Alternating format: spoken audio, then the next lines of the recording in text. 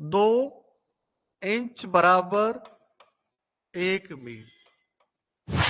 इसमें 2 इंच बराबर 1 मील है, तो यानी इसको हमें किस में कन्वर्ट करना है? आरएफ में। और आरएफ में पता होता है कि सबसे छोटी इकाई इंच होती है, इंच वाली में। तो ये हो गया 2 इंच और 1 मील का हो गया 360 इंच। अब क्या करेंगे? 1 इंच करेंगे इसको, तो 2 का भाग दे देंगे, और 2 का भाग देते हैं, हमारे पास आ रहा है 31,680 इंच। इंच से इंच गया, तो 1 अनुपात या बटे 31,680। 1 इंच बराबर 4 मील। अब 1 इंच, अब इसको करने की जरूरत नहीं है ना। 1 इंच बराबर 4 मील, तो मील को किस में कन्वर्ट कर दिया? 63,360 इंटू 4 से। ठीक है। अब अगला, निम्न कौन सा, इसका जो आंसर है वो सी है। निम्न कौन सा मानचित्र वृत्त मापनी का अच्छा उदाहरण है? तो देखो, स्थलाकृतिक मानचित्र, एटलस मानचित्र, दीवार मानचित्र, भू संपत्ति मानचित्र है। इसका जो स्केल होता है कितना होता है? 1:4000। और स्थलाकृति का होता है 1:50,000। जो चलन में है वो 25 का चलन बंद है। और बोलिए, तो 25 का चलन बंद हो गया, कोई काम का नहीं है ना। बस सुपरवाइजर बहुत बढ़िया काम किया इस बार, सर्वाधिक उपयुक्त। तो यहां भी हम देखेंगे सर्वाधिक उपयुक्त, तो चलन ही बंद है उसका। तो अच्छा, 1:2.5 लाख है। 1:2.5 लाख की मापनी किस पे होती है? भौगोलिक मापनी होती है वो, बता देता हूं आपको। 1 अनुपात की जो मापनी है वो भौगोलिक मापनी होती है। और जो भौतिक मापनी होती है, जिसे हम लोग विश्व का मानचित्र बनाते हैं, संसार का और भारत का पड़ोसी देशों को बनाते हैं, उसकी मापनी होती है 1:1M। लिख लो पूजा, कहीं भी लिख लो चीजें कहीं भी। तो भौगोलिक मापनी 2.5 लाख की होती है, और संसार और उसके, मतलब भारत और उसके पड़ोसी देशों की जो मापनी है वो 1:1M। संसार के मानचित्र की मापनी 1:1M। तो चीजें क्लियर होगी। कोई भौगोलिक पूछे तो बता देना, भौतिक पूछे तो 1:M कर देना, और विशेष उद्देश्य पूछे तो उसकी मापनी 1000, 1:2000, 1:4000, ये मापनी विशेष में आती है। यदि धरातल पर 2 बिंदुओं के ए और बी की दूरी 28 है और मानचित्र पर 4 है, तो 4 से हो गया 7, और 7 का हो गया आपका 7 लाख। 1:7 लाख। ये सिंपल सवाल है, ये आप गलत नहीं करनी चाहिए। मापक पर 8.4 सेंटीमीटर है, तो 8.4 सेंटीमीटर, फिर क्या दे रखा है वो? 42 किलोमीटर है। तो धरातल 42 है, तो सेंटीमीटर हो गया ये। तो ये किलोमीटर को कन्वर्ट करेंगे अपन, कितनी जीरो लगाएंगे हम लोग? 5 जीरो। अब ये सेंटीमीटर वाला हट गया। अब ये पॉइंट है ना, इस पॉइंट को हटाएंगे तो कहां हो जाएगी? यहां जीरो हो जाएगी। इसको हमने काटा 2 बार, 2 से काटा तो ये हो गया 5। कितनी जीरो आ गई हमारे पास? 5 जीरो। तो 5 जीरो है क्या? देखना, ये रहा पहला वाला ऑप्शन। क्या है? 1:250 मिलियन। अब मिलियन को मैंने अपना बता रखा है 6 जीरो मानो, दिमाग ही मत लगाओ। अब इसमें क्या करा है? 1 अनुपात मिल के स्केल का घेरा, घेरा का मतलब यहां त्रिज्या से है हमारा, यहां घेरा की त्रिज्या, घेरे की त्रिज्या।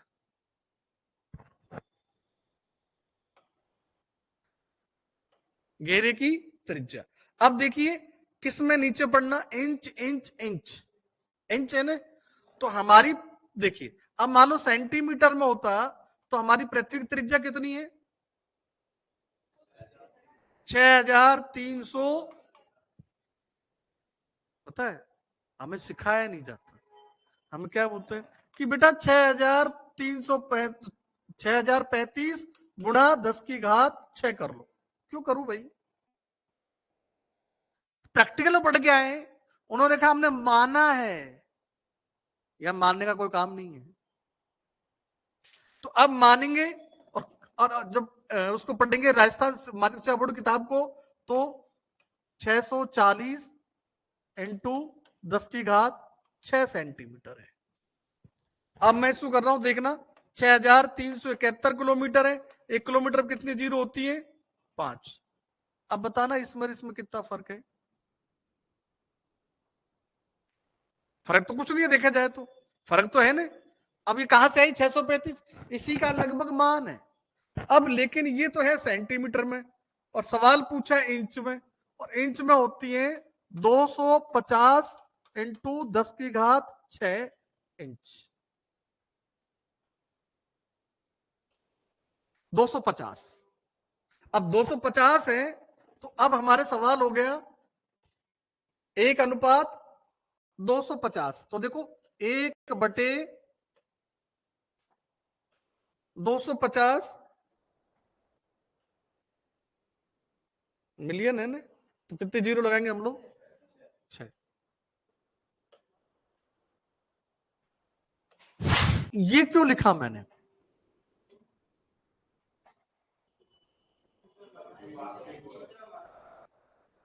पृथ्वी की त्रिज्या, ध्यान देना मैंने क्या है, ये तो आरएफ है, तो आरएफ तो ये लिख दिया मैंने। पृथ्वी की त्रिज्या सेंटीमीटर में तो है 600, ये रहा, ठीक है। इसके आगे 5 जीरो होंगी, 5 होगी ना, और इसमें 250 एक और होती है 2500, पढ़ाया ना अपन ने। फिर 2500 में फिर हमने यहां पर, अब सेंटीमीटर होता तो इससे गुणा कर देता, और इंच है इससे गुणा करूंगा। यदि आपसे पूछा, इसी सवाल को घुमा के देखा, इसको बोले अप्लाइड। यदि हमने कह दिया कि राम और श्याम के घर के बीच की दूरी, राम और श्याम के घर के बीच की दूरी है 500 किलोमीटर,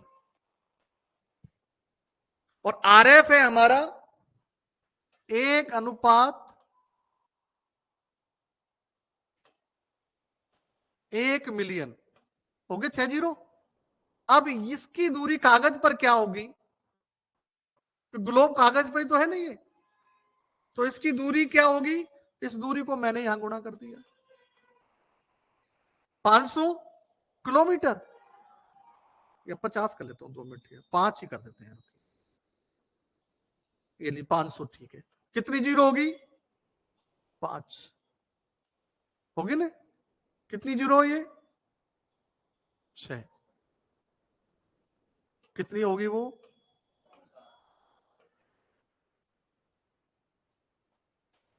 तो ये फॉर्मूला आरएफ इंटू जो भी कन्वर्ट करवाना चाह रहा है उसको गुणा कर देना। आरएफ में, अब आरएफ में क्या करके पता है कि साहब इसको इससे गुणा ना, 1/, लिखना है जो भी आए।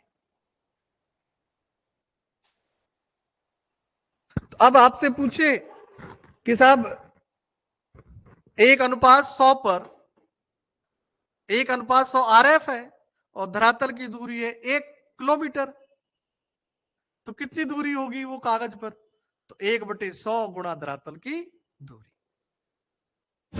चलिए, आरएफ 1:5 लाख में प्राथमिक भाग कितने का होगा? 5 किलोमीटर।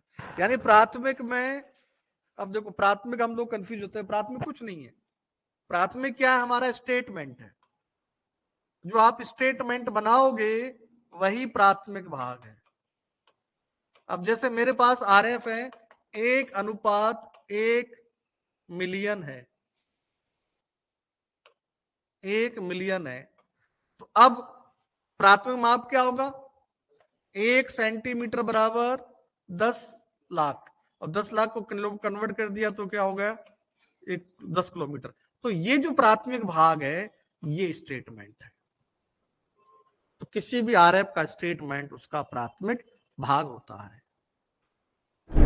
खत्म कहानी। 1:2 मापनी को दुगना करने पर नहीं मापनी। अब देखना, कुछ नहीं करना, दिमाग पता नहीं हम क्यों लगाते हैं, मेरे को आज तक ये पता नहीं लगा उसके पीछे राज क्या है, ये दिमाग लगाने का। उसके पीछे राज ये कि हम लोग या तो जो हमारा जो मास्टर्स होती है ना, अंडर ग्रेजुएट है, मास्टर्स है, वो नहीं पढ़ते हम, वो डायरेक्ट 1 वीक सीरीज से पढ़ते हैं। तो फिर दिमाग लगाते हैं, क्योंकि वो रट्टा मार के जाते हैं। और यहाँ जब पढ़ते हैं तो यहाँ गाइड पढ़ते हैं, फिर टेक्स्ट बुक पढ़ते हैं। यहाँ टेक्स्ट बुक पढ़ता है आदमी एक बार, पूरी बार नहीं पढ़ता, एक बार जरूर पढ़ता है, लाता जरूर है एक बार, फिर दिमाग लगाता है, लाता जरूर है, पढ़ता कुछ नहीं है। तो यहां पर क्या लिखा है, 1:2000। क्या करना था इसको,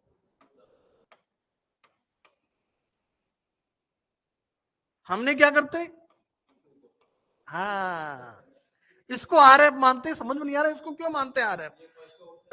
ये पहला ऑप्शन सही कहा, ये ऑप्शन पहले मिलता है तो वाई टिक हो जाता है। आरएफ का मतलब होता है अंश बटे हर।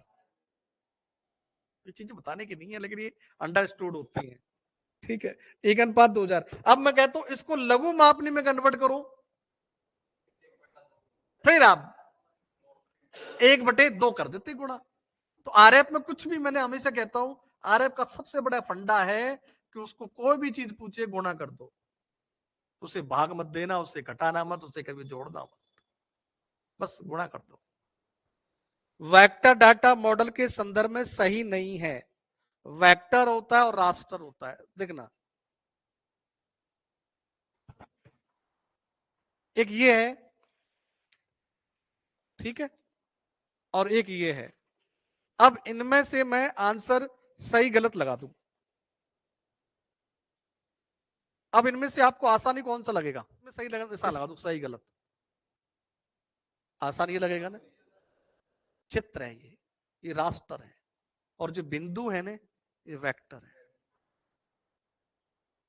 तो सबसे सरल डाटा रास्टर का होता है, कठिन होता है वेक्टर का होता है, कठिन बिंदु वाले होते हैं। इसमें आंकड़ा संरचना सरल होती है, क्या लिखा हुआ, सही नहीं है, संरचना कठिन होती है। तो आज के बाद हम ये गलत मत करना। और वेक्टर में बिंदु, रेखा, बहुभुज का प्रयोग किया जाता है, गुणों के प्रबंधन के लिए उपयुक्त है। अब प्रबंध के लिए क्यों उपयुक्त है बताओ, देखो अब मैं समझा देता हूं आज चीजें, 1 2 3 4 बता दिया ना, बस इसमें सारा आपका हम स्टडी कर सकते हैं अपन। एक दूसरी हमार लगाई, पहला क्वेश्चन कितने लोगों का सही है, दूसरा क्वेश्चन कितने लोगों का सही है, तीसरा कितने का गलत है। तो जितना मैनेजमेंट है इसमें किया जा सकता है ओएमआर में, लेकिन हम यूज नहीं करते कभी ओएमआर को। मैं यूज करता हूँ, एक एक का पढ़ता हूँ क्या है। अब निकलने के बाद मैं देखूंगा कितने लोगों का, आपको पिछला सवाल दिखा दूंगा, क्वेश्चन नंबर 15 सबसे ज्यादा सही था, सब लोगों का, सबका सही था, लेकिन क्वेश्चन नंबर 2, क्वेश्चन नंबर 4 सबके गलत थे। इसका मतलब पढ़ के नहीं आए।